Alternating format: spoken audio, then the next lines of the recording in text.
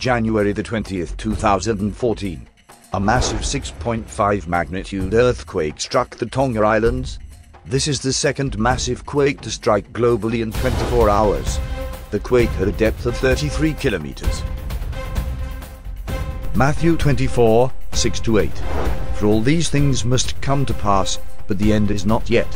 For nation shall rise against nation, and kingdom against kingdom, and there shall be famines, and pestilences, and earthquakes, in divers places.